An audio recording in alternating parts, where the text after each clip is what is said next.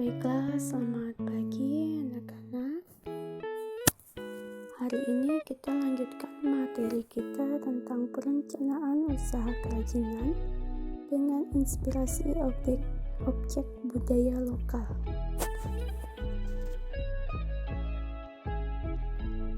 Kegiatan wirausaha didukung oleh ketersediaan sumber daya manusia, material, peralatan, cara kerja, pasar, dan pendanaan.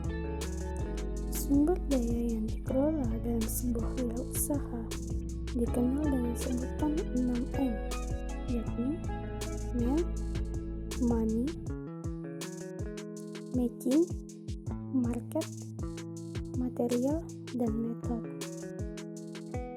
Wirausaha kerajinan dengan inspirasi objek budaya lokal dapat dimulai dengan melihat potensi bahan baku atau yang disebut dengan material, keterampilan produksi atau yang disebut dengan man dan making, dan budaya lokal yang ada di daerah setempat. Wirausaha kerajinan dengan inspirasi objek budaya lokal menawarkan karya-karya kerajinan inovatif kepada pasaran. Pasar sasaran atau yang disebut dengan market dari produk kerajinan ini adalah orang-orang yang menghargai dan mencintai kebudayaan tradisional. Kemampuan mengatur keuangan atau yang dikatakan dengan money dalam kegiatan usaha akan menjamin keberlangsungan dan pengembangan usaha tersebut.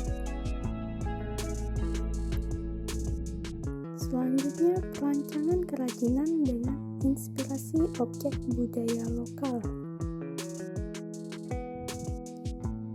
Proses perancangan kerajinan diawali dengan pemilihan sumber inspirasi dan pencarian ide produk kerajinan, pembuatan sketsa ide, pembuatan studi model kerajinan, dilanjutkan dengan pembuatan petunjuk produksi.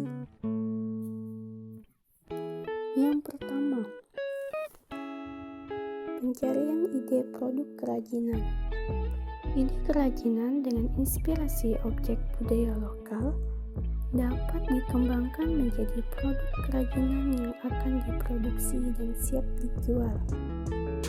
Produk yang dihasilkan harus memiliki nilai estetis dan inovasi agar diminati oleh pasar. Objek budaya lokal dibedakan menjadi dua, yaitu objek budaya lokal 2 dimensi dan objek budaya lokal 3 dimensi. Objek budaya lokal 2 dimensi, misalnya tenun dan batik. Yang pertama, tenun merupakan hasil kerajinan tradisional yang dibuat dengan teknik dan alat khusus. Adapun dua jenis tenun, yaitu tenun ikat dan tenun songket. Keduanya berbeda dalam teknik dan bahan yang digunakan. Kemudian yang kedua, batik. Batik adalah kain bergambar yang pembuatannya secara khusus dengan menuliskan atau menerakan malam atau lilin pada kain itu. Kemudian pengolahannya diproses dengan cara tertentu yang memiliki kekasan. Nah, itu untuk objek budaya lokal 2 dimensi.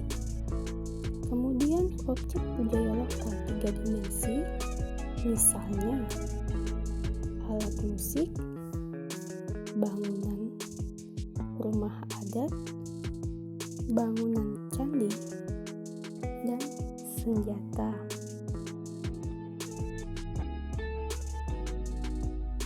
Objek budaya lokal 3 dimensi dapat dikenakan manusia, misalnya pakaian tradisional dan perhiasan. Perhatikan beberapa produk kerajinan dengan inspirasi budaya lokal berikut. Yang pertama, ada objek budaya kendaraan becak. Kemudian yang kedua, ada objek budaya kendaraan delman.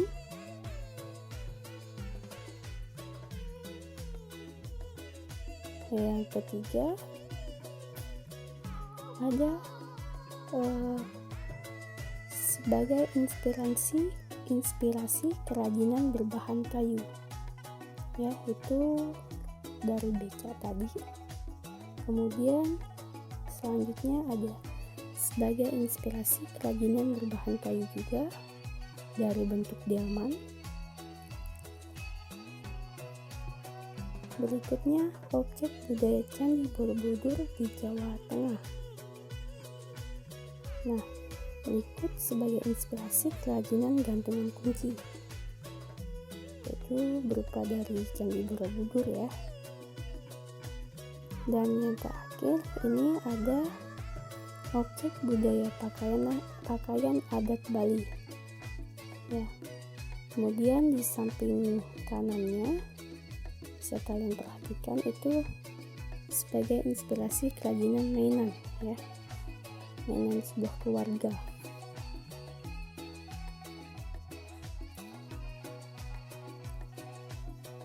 Oke, beberapa pertanyaan yang harus dipikirkan dalam pencarian ide atau gagasan untuk kerancangan kerajinan dengan inspirasi objek budaya lokal sebagai berikut.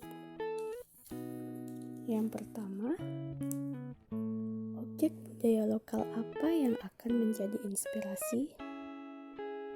Kedua, produk kerajinan apa yang akan dibuat? Ketiga, siapa yang akan menggunakan produk kerajinan tersebut? Keempat, bahan atau material apa yang akan dipakai? Kelima, warna atau motif apa yang akan digunakan? Keenam, adakah teknik warna tertentu yang akan digunakan? Ketujuh, bagaimana proses pembuatan produk tersebut? Dan yang kedelapan, alat apa yang dibutuhkan? Nah, dari pertanyaan-pertanyaan tersebut dapat diungkapkan dan didiskusikan dalam kelompok dalam bentuk curah pendapat atau brainstorming. Pada proses brainstorming, setiap anggota kelompok harus membebaskan diri dalam menghasilkan ide-ide yang beragam dan sebanyak-banyaknya. Proses brainstorming dilakukan dengan semangat untuk menemukan ide baru dan inovasi. Nah, kunci sukses dari tahap brainstorming dalam kelompok adalah sebagai berikut. Yang pertama, jangan ada perasaan takut, salah. Kemudian yang kedua, setiap orang berhak mengeluarkan pendapat. Yang ketiga, saling menghargai pendapat teman. Keempat, boleh memberikan ide yang merupakan perkembangan dari ide sebelumnya. Dan yang kelima, mencatat setiap ide yang muncul. Kemudian kedua, pembuatan sketsa ide.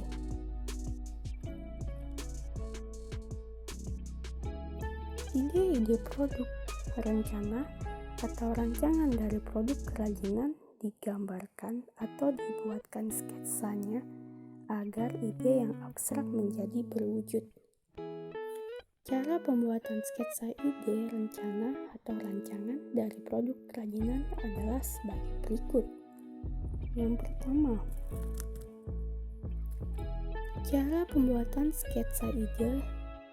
Yang pertama, rancangan digambarkan pada sebuah buku atau lembaran kertas dengan menggunakan pensil, spidol, atau ballpoint, dan sebaiknya hindari penggunaan penghapus.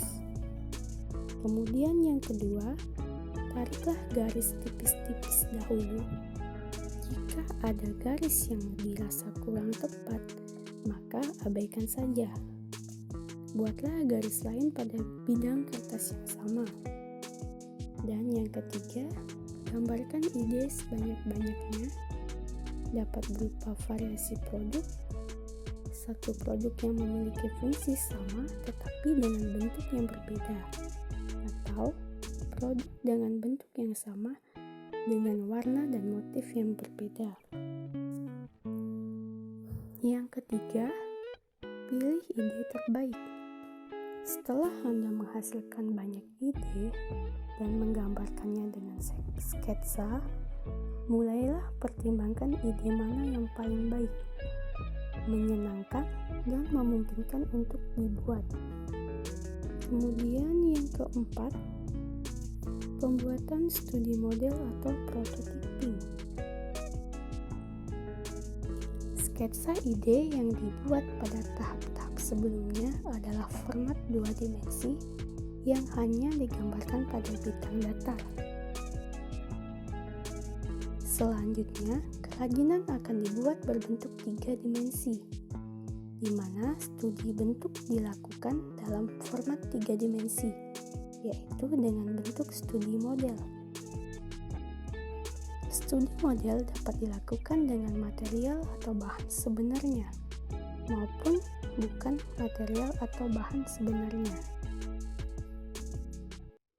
Dan yang kelima, perencanaan proses produksi. Setelah pembuatan prototyping, kemudian dilakukan perencanaan proses produksi atau proses pembuatan kerajinan. Prosedur dan langkah-langkah kerja dituliskan secara jelas dan detail agar pelaksanaan produksi dapat dilakukan dengan mudah dan terencana. Oke, baiklah.